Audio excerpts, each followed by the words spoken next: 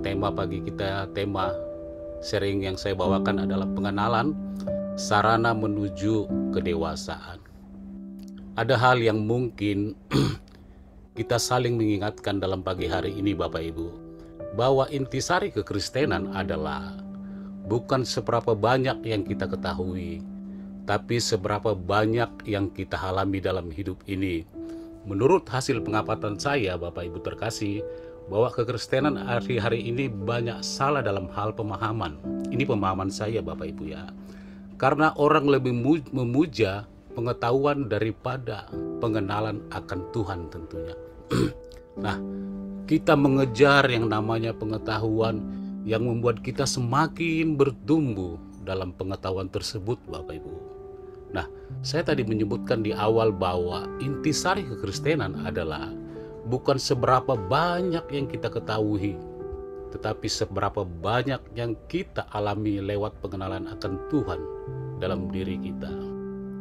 Ada baiknya kita membaca Yohanes 17 ayat 3 untuk kita bisa mengerti seperti apa pengenalan dalam Tuhan itu. Saya bacakan buat kita Bapak Ibu.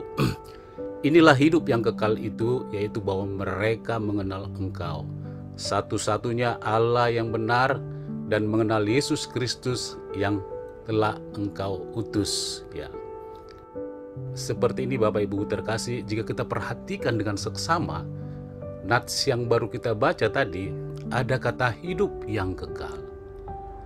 Dan biasanya orientasi kita selalu mengarah kepada suatu tempat, yaitu surga yang kekal. Boleh saja Bapak Ibu, kita berpikir bahwa hidup kekal itu tinggal di surga selama-lamanya. Ya, saya yakin itu.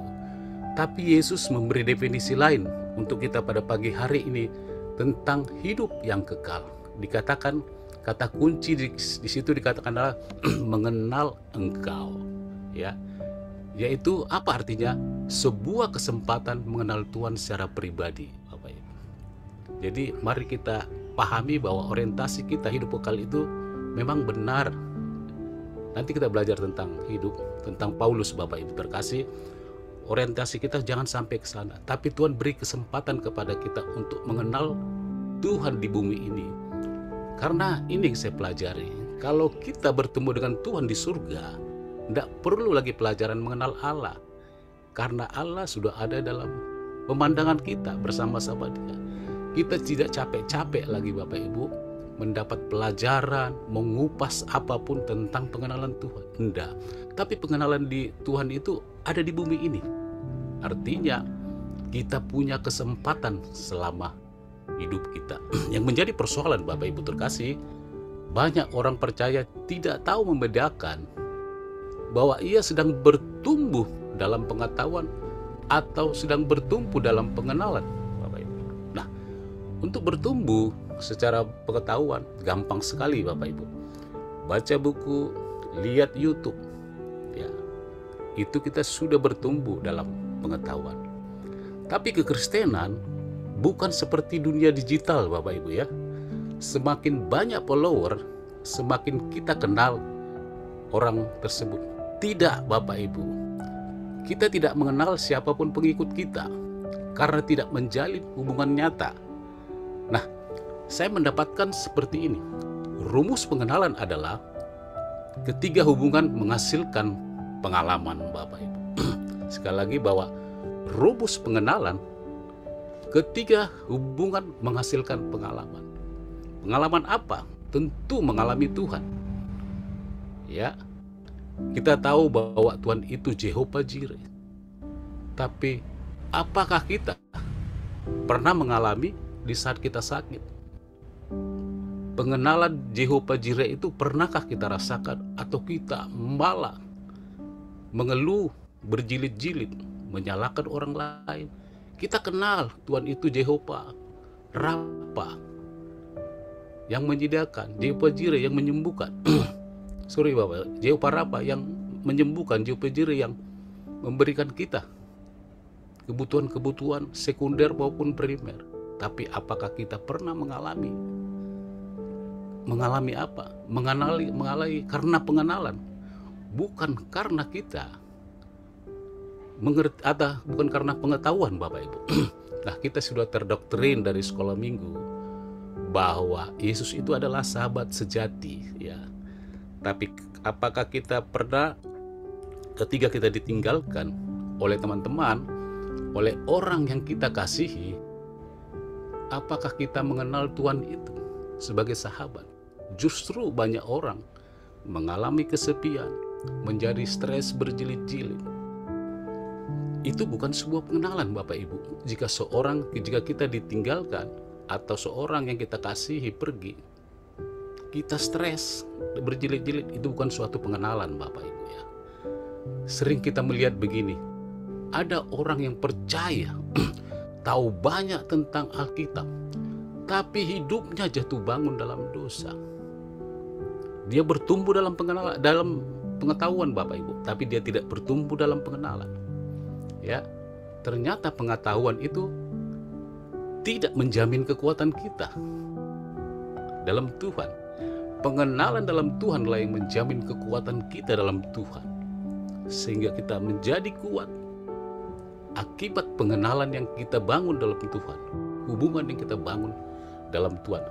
Lalu timbul pertanyaan Bapak Ibu yang terkasih, apa parameternya orang yang bertumbuh dalam pengenalan? Tentu ada Bapak Ibu. Setiap ukuran di dunia ini ada ukurannya.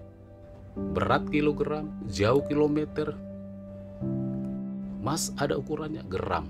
Tapi parameter seorang sudah bertumbuh dalam pengenalan, apa parameternya Bapak Ibu terkasih?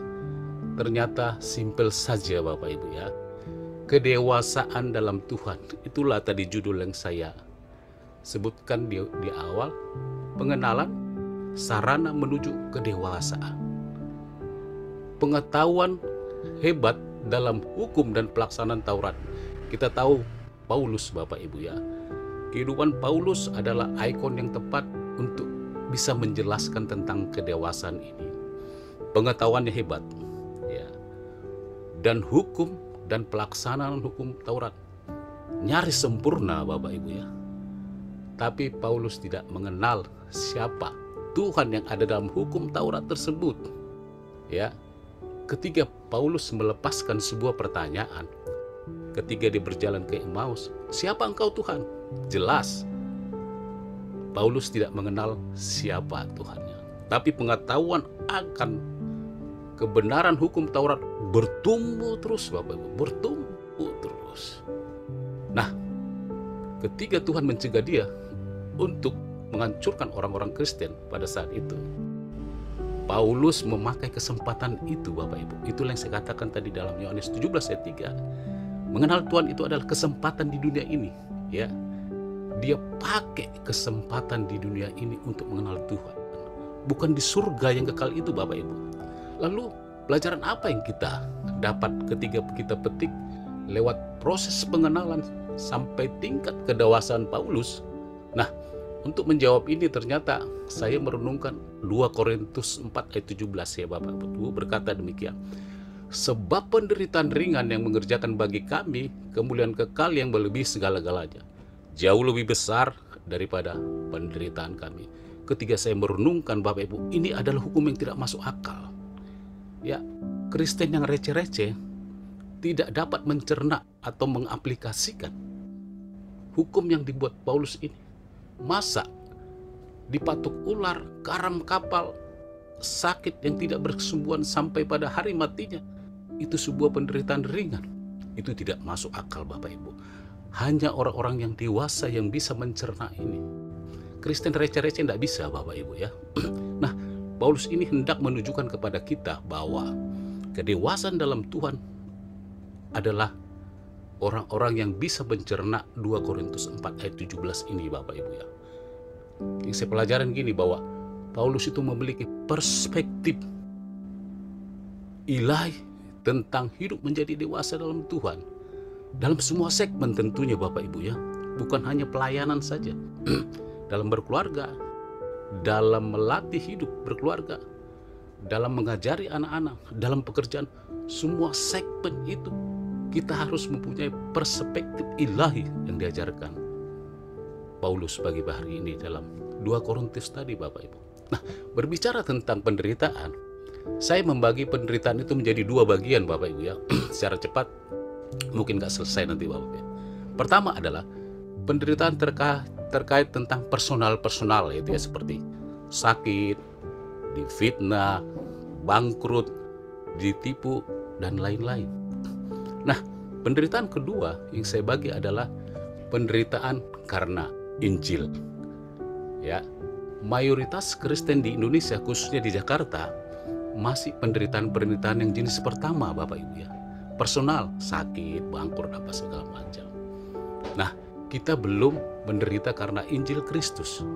Kita belum berdarah-darah. Keteguhan kita akan Injil belum berdarah-darah Bapak Ibu. Misalnya penolakan dan aniaya karena Injil, gereja kita dibakar dan sebagainya. Belum sampai di situ. Kita memang akan menuju ke situ. Tapi yang kita tangkap sekarang adalah spiritnya Bapak Ibu. Spirit Paulus itu. Penderitaan dikatakan menuju tingkat kedewasaan. Mengapa Paulus mengedepankan penderitaan sebagai sebuah sarana mencapai kedewasaan dalam Tuhan? Nah, saya menjawab dengan dua alasan Bapak Ibu ya.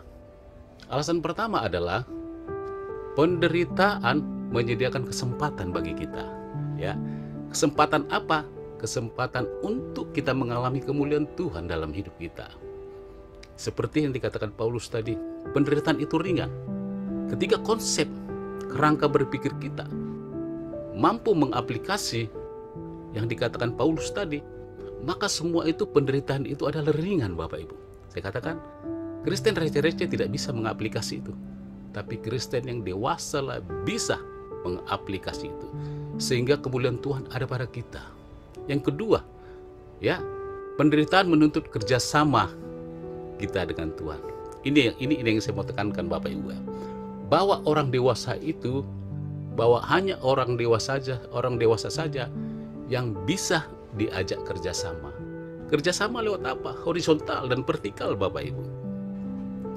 Sebuah pemimpin perusahaan, dia menginginkan sebuah karyawan yang dewasa dalam cara berpikir untuk diajak bertukar pikiran untuk kemajuan sebuah perusahaan. Ya, dia tidak mau orang-orang anak-anak, tidak mempunyai pemikiran ke depan. Tuhan juga demikian Bapak Ibu. Penderitaan itu menuntut kerjasama dengan Tuhan.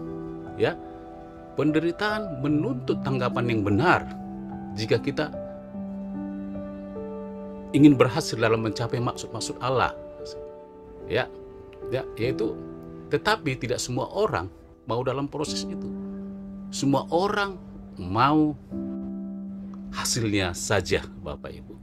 Padahal penderitaan adalah keharusan untuk hasil yang baik dalam kedewasaan. Sekali lagi bahwa penderitaan adalah sebuah keharusan untuk hasil yang baik dalam kedewasaan tentunya. Nah, ketika pengenalan bertumbuh, maka kedewasaan juga bertumbuh. Ketika di kedewasaan bertumbuh, maka sikap pun bertumbuh. Ketika sikap bertumbuh, maka kerangka berpikir kita pun bertumbuh. Dan itu real Bapak Ibu. Tidak bisa dibalik-balik Bapak Ibu ya. Orang bisa saja punya kerangka berpikir hebat, tapi dia tidak bertumbuh dalam perpindahan Tuhan. Nah, saya membagi 3 level kedewasaan Bapak Ibu. Saya istilahkannya 3B, bukan 3B, bukan B2 Bapak Ibu ya, bukan 2B atau B2. Ya. Level pertama adalah bertahan. Level pertama adalah bertahan. Bertahan dalam apa maksudnya? Saya tidak perlu menjelaskan Bapak Ibu. Mari kita lihat akar pohon itu sudah menjelaskan bagaimana pengertian bertahan tersebut. Yang kedua adalah berhasil. Ya. Level kedua, level kedewasaan adalah berhasil. Bukan keberhasilan atas kepemilikan, harta tidak bergerak dan bergerak, bukan Bapak Ibu. Tapi dalam kerangka berpikir tadi, bisa diajak kerjasama. Bukan saja kepada horizontal, tapi kepada vertikal. Pada Tuhan tentunya. Dia mau diajak kerjasama oleh Tuhan. Untuk apa? Tuhan nanti memberikan kemuliaan kepada orang yang mau diajak untuk bisa bekerja sama. Itu adalah orang-orang dewasa Bapak Ibu. Yang ketiga adalah berdampak Bapak Ibu. Nah, saya akan berhenti di sini. karena waktu Bapak Ibu terkasih.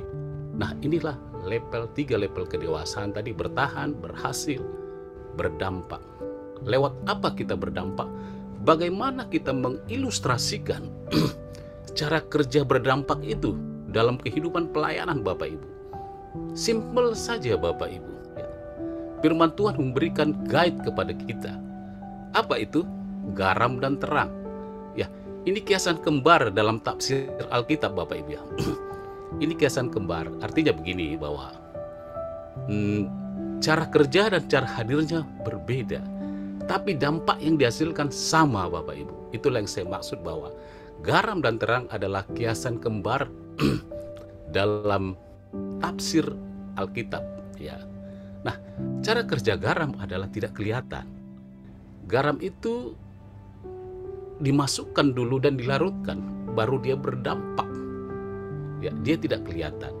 Cara kerja cahaya atau terang kita umpamakan seperti lilin, dia hadir berdampak, memberi terang dalam kegelapan. Artinya lilin itu tidak bisa ditaruh di bawah gantang, dia akan mati.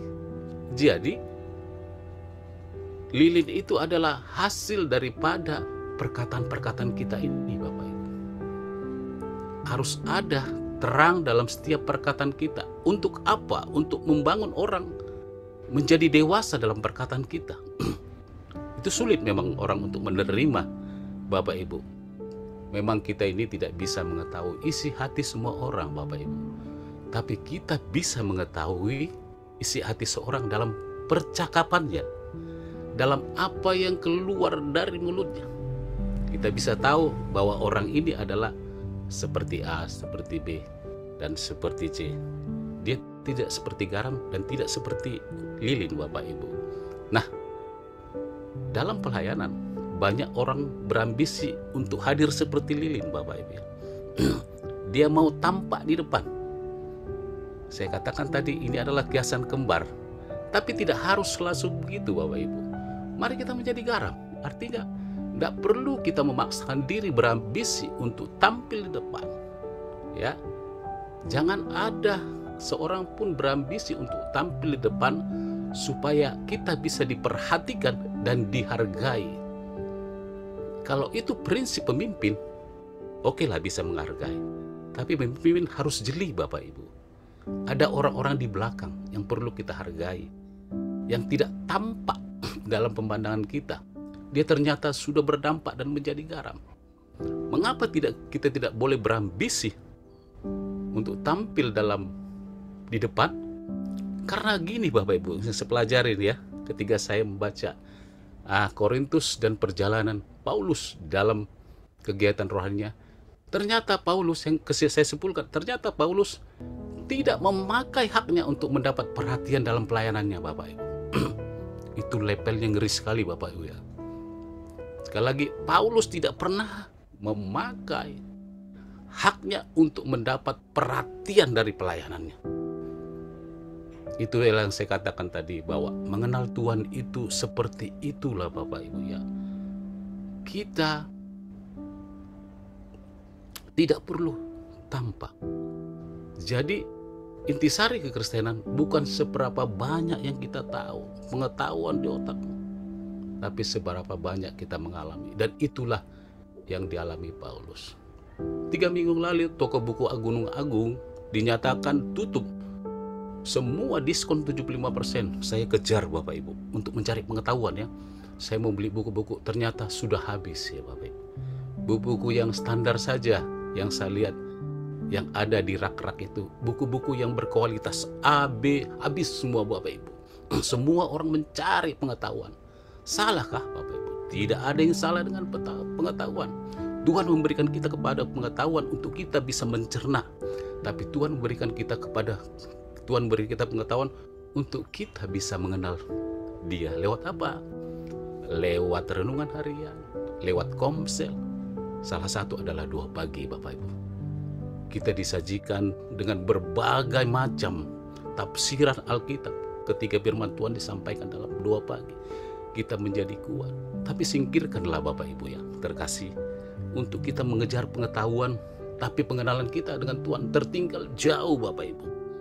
Itulah yang menyebabkan orang bisa marah-marah, berambisi, orang bisa agitasi jiwa, Bapak Ibu, memberontak dalam hidupnya karena tidak dikasih pelayanan. Kita sudah tahu Bapak itu biasa terjadi di dalam sebuah komunitas gereja, dalam sebuah organisasi. Nah, sekali lagi ini menjadi perundungan kita bahwa Paulus tidak pernah memakai haknya untuk mendapat perhatian dari pelayannya. Karena ada sosok yang tahu dan sangat menghargai apa yang Paulus lakukan dan kita lakukan, baik secara kelihatan maupun tidak kelihatan.